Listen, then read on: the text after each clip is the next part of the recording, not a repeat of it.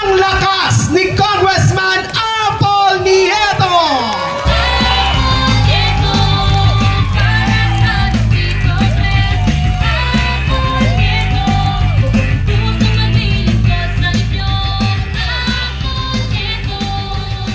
Ayan, magandang gabi mga batang Quiapo! Parang mahina pa. Isa muna, hip hip! Very good. Ayan, isang magandang gabi po sa bawat isa sa inyong lahat. Bago po muna ako magsalita at magbigay at manligaw sa inyong lahat, gusto ko lamang pong sabihin, alam niyo po ba na ang mga batang Quiapo laging sinusuportahan si Apple Nieto sa lahat ng kanyang laban. Kahit po ako ay batang San Nicolas, lagi kayong nandyan mga batang Quiapo. Kaya maraming salamat po sa inyong lahat. At yun, ito na po, manliligaw na si Apple Nieto sa inyong lahat. Thank you po. Napanood niyo po yung aking OBB. Yung last part na aking sinabi po ay, kayo po ang dahilan kung bakit buong pusong naglilingkod si Apple Nieto.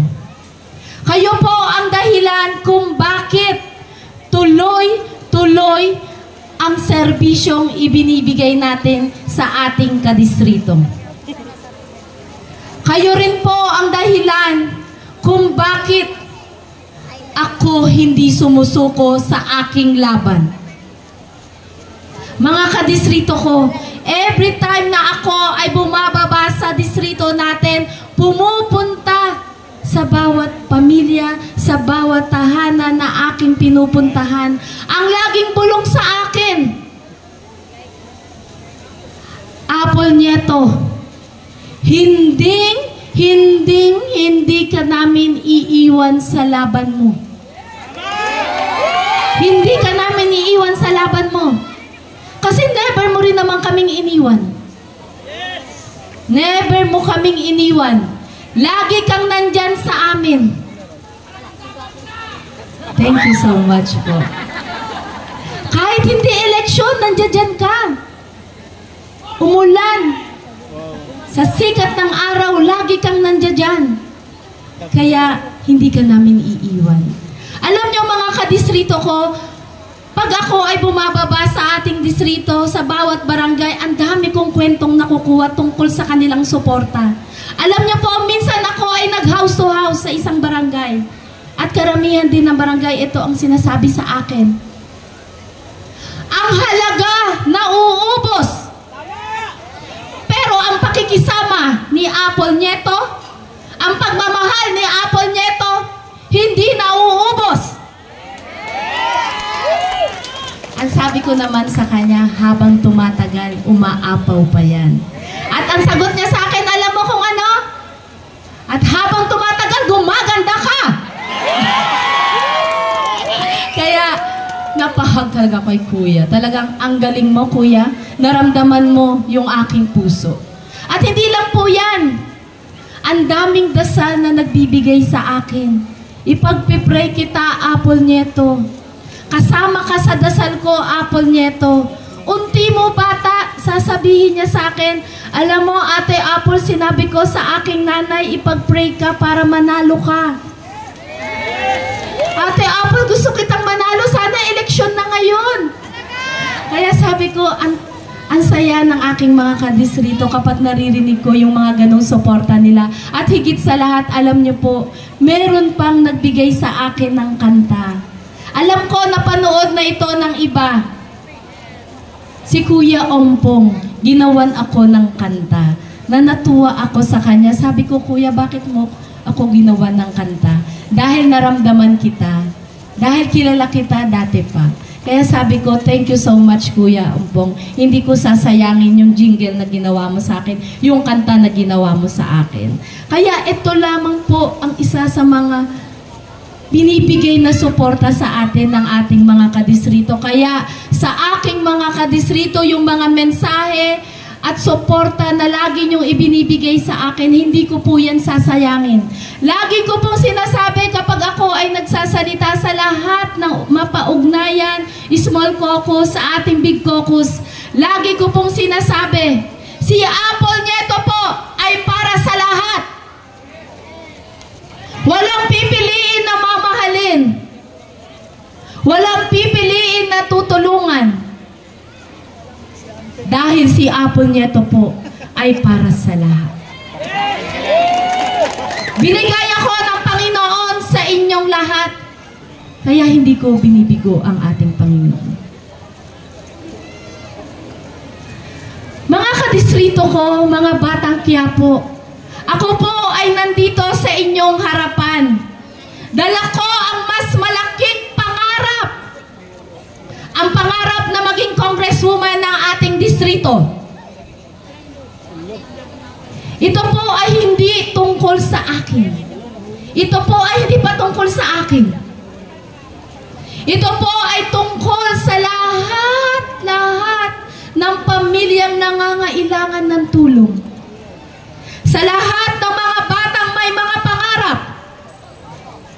At sa lahat ng mga manggagawang araw-araw na lumalaban sa kanilang buhay para sa kanilang pamilya. Kaya uulitin ko po, si Apple Nieto po ay para sa lahat.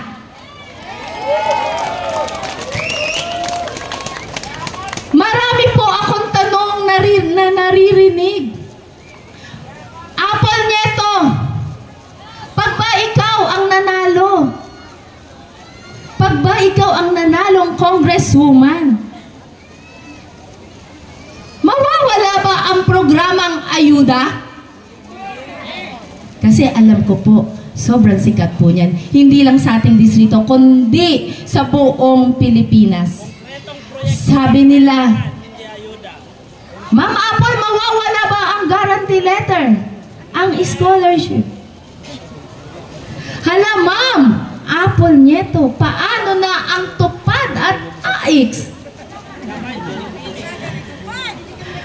Isa lang ang sagot ko sa inyo. Isa lang sagot ko doon sa aking kausap.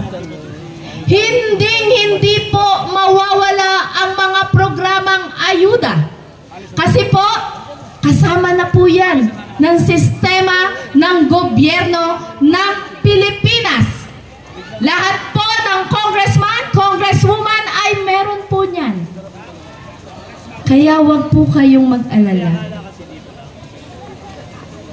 Wag po kayong mag-alala. Ako po ay nandito sa inyong harap. Sabi ko po, dala ko yung mas malaki kong pangarap. Ibig pong sabihin nun, hindi po tayo magpo-focus sa programang ayuda. Pero po, mga kadistrito ko, mga batang Quiapo, pag ako nabigyan ng pagkakataon, meron lang po akong hiling para sa inyong lahat. Sana po mapagbigyan niyo ako. Sana po, tulungan niyo po ako na maibaba po ito ng maayos sa bawat barangay, sa bawat nangangailangan. Tutulungan niyo po ba ako? Yes! Gawan natin to ng sistema. Samahan niyo po ako. Pero, mga kadistrito ko, mga batang Quiapo, kailangan ko ng malawak na pangunawa ng bawat isa. Sasamahan niyo po ba ako? Yes! Sinabi ko po kanina, hindi po tayo magpo-focus lamang po sa programang pang-ayuda. Pero hindi po natin to iiwan. Hindi natin to pababayaan dahil ibababa natin ito ng maayos.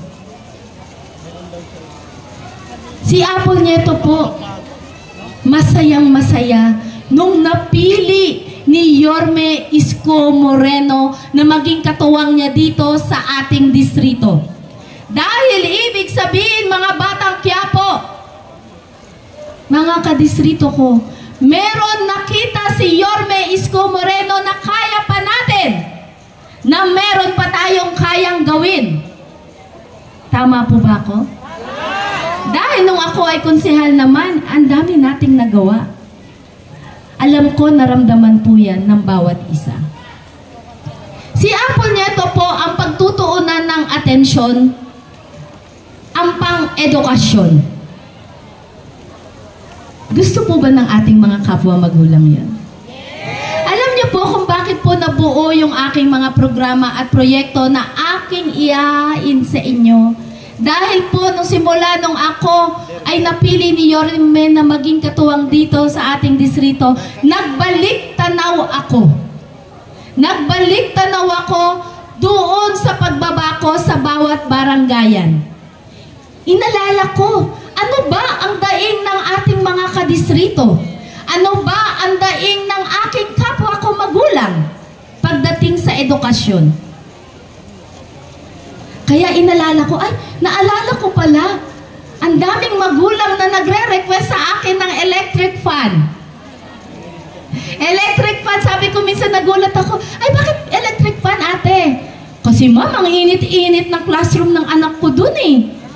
Bibigyan ko kayo ng example, yung sa Mabini, mainit daw. Kaya sabi ko, pagpasensyahan mo na, ito lang yung kaya kong maibigay, isang electric fan. Kasi syempre, ang daming classroom, hanggang 2.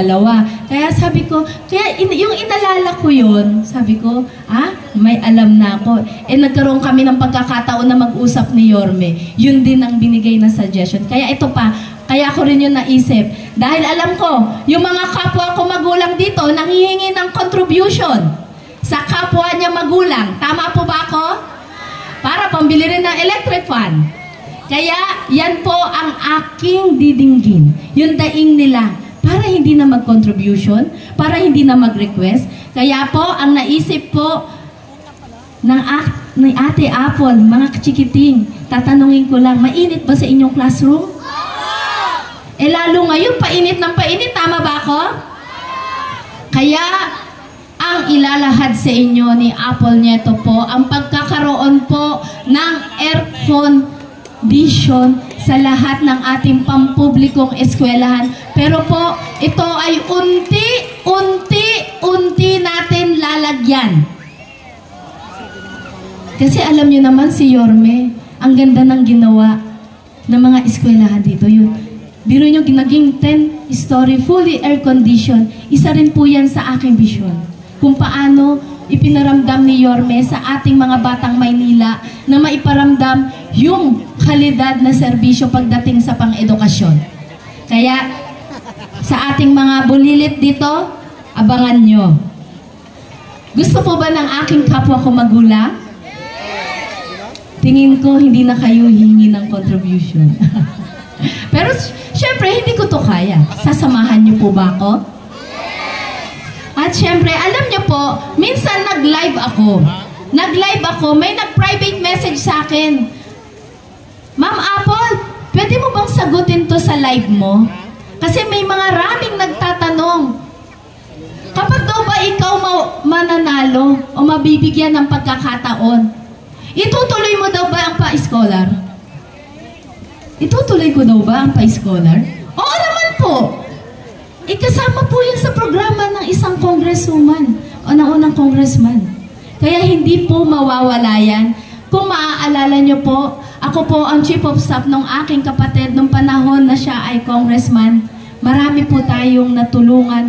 Marami kayong natulungan ng mga estudyante. Kaya po, ang ating magiging iahain sa inyo, dadagdagan natin ng pondo ang CHED. Gusto po ba ng aking kapwa ko magulang? Mas mapalawak ang CHED? Mas maraming mabigyan na scholar? At hindi po hihinto yan. Hindi po hihinto.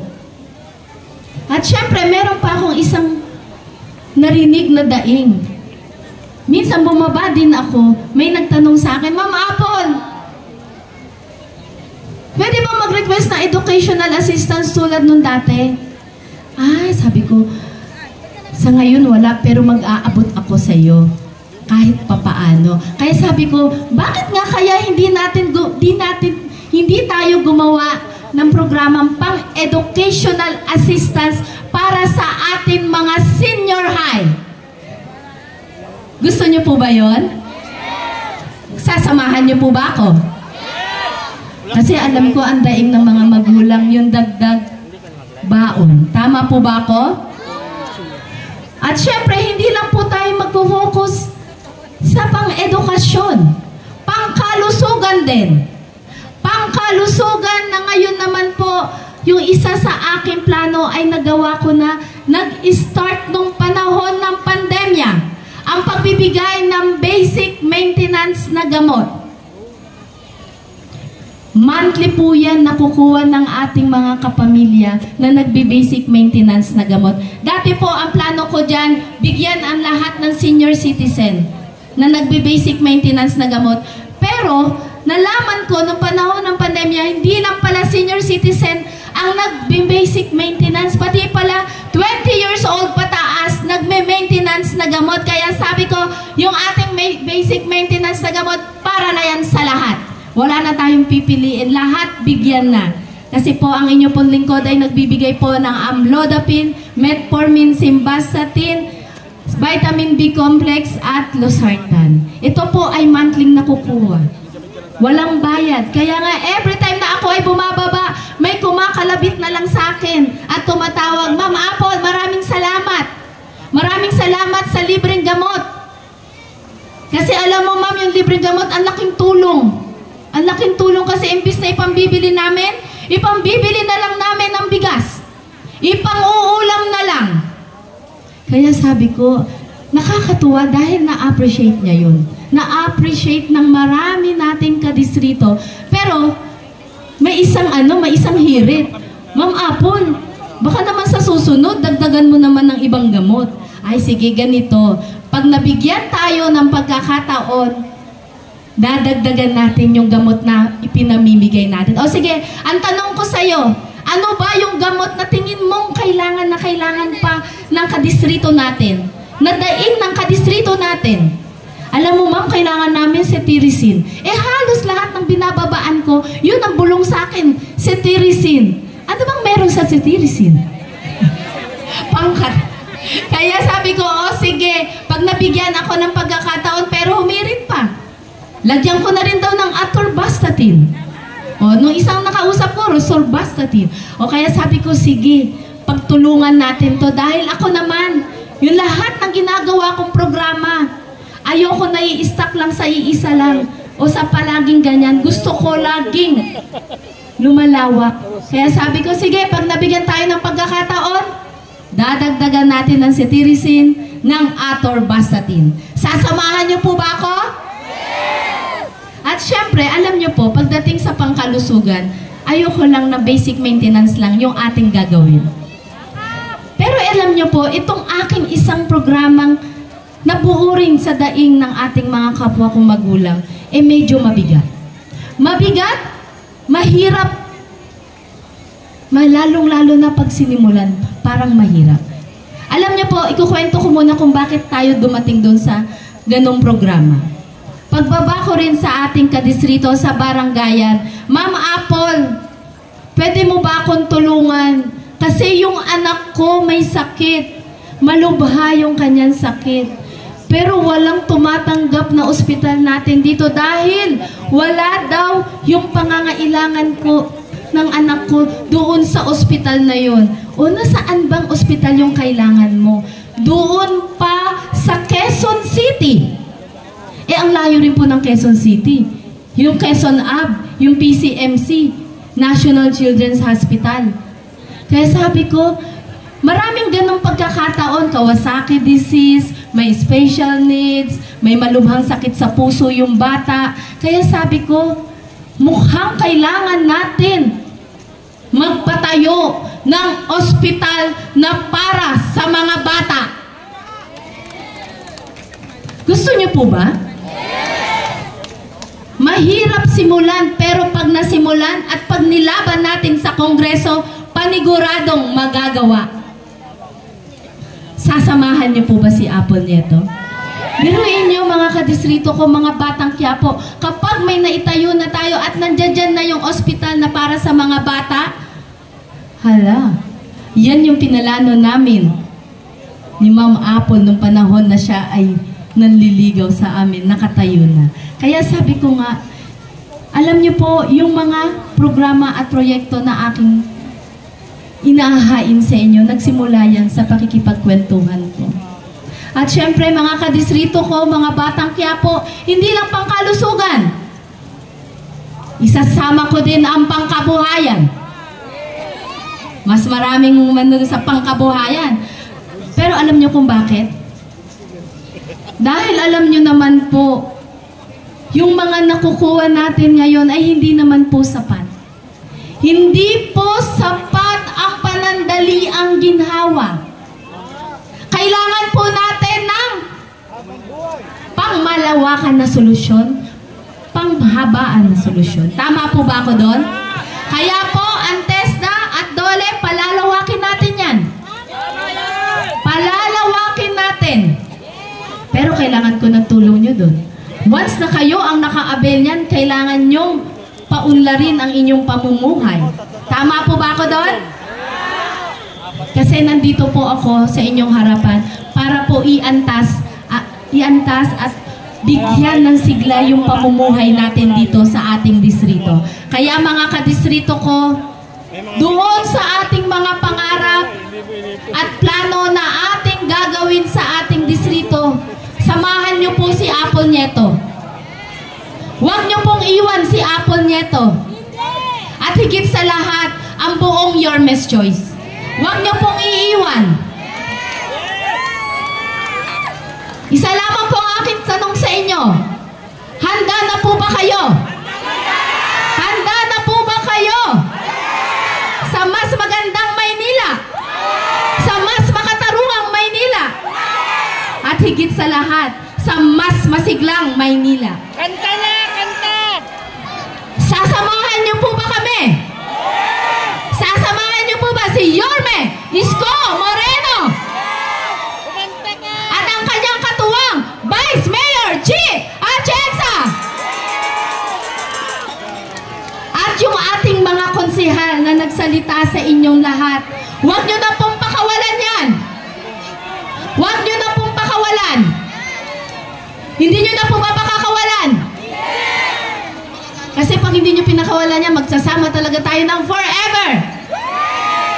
Kaya, syempre, ang inyong pong lingkod, Apple Nieto po, number 3 sa balota, nagnanais na paglingkuran kayo bilang congresswoman po ng ating distrito.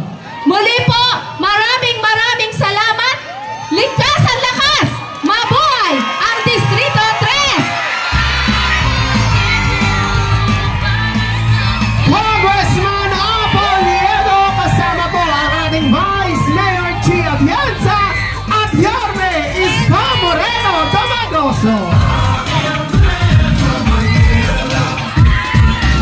Muli po, huwag naman po natin kakalimutan i-share ang number 3 sa hanay po ng mga congressman, ang ating magiging Congresswoman Apple Nieto.